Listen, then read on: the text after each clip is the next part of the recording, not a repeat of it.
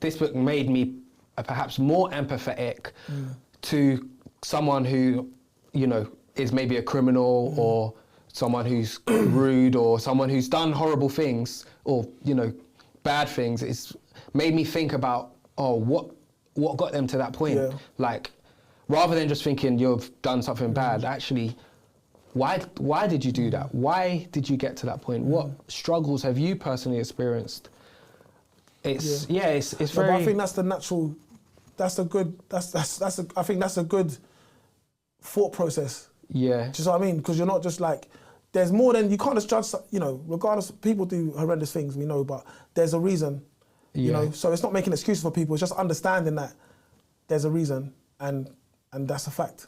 You know what I mean? When he talks about the empathy circuit, I'll give some science, go which confused me because there was a lot of abbreviations. I mean, there's a list of them. Anyway, was the first region in the empathy circuit is the medial prefrontal cortex, which is thought of as a hub for social information processing.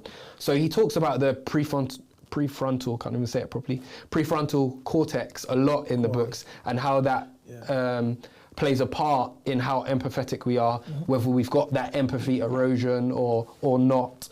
And there was actually an example of someone who had an accident. Phineas Gage, his name was, and prior to this accident, he was polite, he was friendly. It's appeared in the book, you know, people liked him, his friends, family, and he was a nice guy. But after the accident, he went through a rod which went through his skull. He obviously survived, but it damaged his medial prefrontal cortex. After the accident, he was still able to function normal in, well, whatever normal is. Day to day. Yeah, day to day. He was still able to function day to day, but he had lost his empathy and he was like more childish. He was rude and he showed like lack of social skills after the accident, simply because that had damaged his medial prefrontal cortex. And it's said, I think he touches, it's not until the age of like 25 until your brain is fully developed in those areas, which is why you kind of possibly see young people do certain things and you think, why would you do that? But even when you look back on yourself, like as a younger man, do you kind of...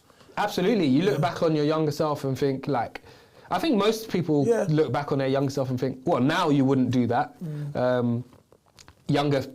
When you're young, you don't necessarily think about other people and what happens to them. You just think about you. Like, I don't know, you go to the corner shop, you want some sweets, you got no money. I want sweets. Like, you're not thinking about... The shop owner. You're not thinking about the consequences.